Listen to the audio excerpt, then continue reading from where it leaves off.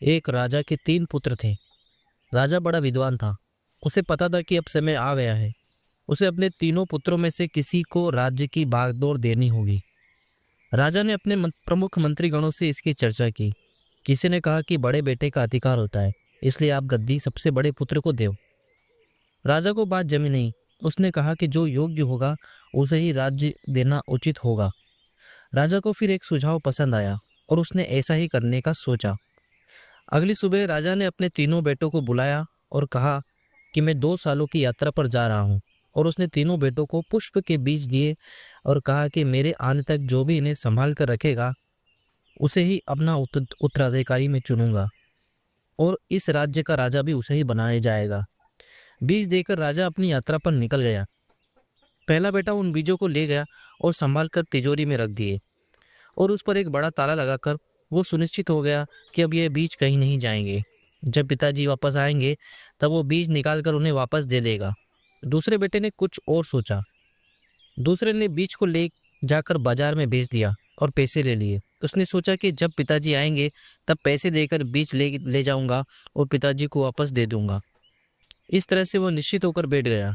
तीसरे बेटे ने सोचा कि बीज की सही जगह तो मिट्टी में और बगिया में है। उसने बीज ले जाकर बगिया में बो दिए और हर दिन उन्हें सींचने लगा। 2 साल बाद एक दिन राजा अचानक महल में आ गए और आते ही उन्होंने तीनों बेटों को बुलाया। पिताजी को अचानक देखकर तीनों बेटे थोड़े आश्चर्य में पड़े। पिताजी ने पहले बड़े बेटे से पूछा, लाओ, मैंने जो तुम्हें बीज दिए वो कहाँ हैं? बड़ा बेटा झट से तिजोरी की चाबी दिखाते हुए कहता है कि हाँ पिताजी, चलिए मैं दिखाता हूँ, मैंने बीज संभाल कर रखे हैं।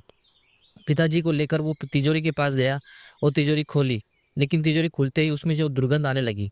बीज सड़ चुके थे। बेटे ने बीज हाथ में उठाया और कहा कि ये लीजिए पिताजी, एक भी बीज कम नहीं हुआ। पिताजी निराश हुए। उन्हें आशा नहीं थी। वो बोले, कम नहीं हुए, लेकिन जैसे मैंने दिए थे वैसे नहीं है।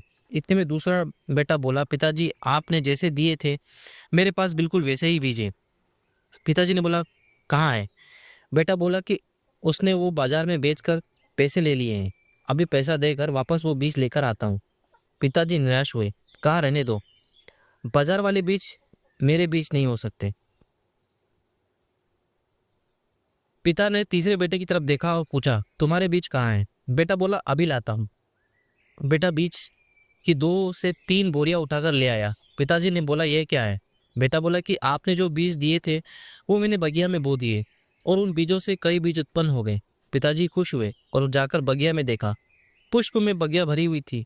सुगंधित बगिया से पिताजी का मन प्रफुल्लित हो गया। पिता राजा ने कहा कि तू ही इस राज्य को संभालने के लायक है।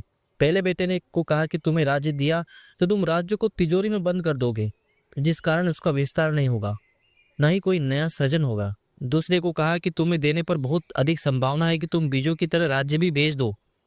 तुम्हारा ये छोटा भाई जिसने इतने से बीजों को इतना कर दिया और सुगंध से बगिया भर दी, निश्चित रूप से इसे पता है कि कैसे विस्तार और सुगंध फैलाई जाती है।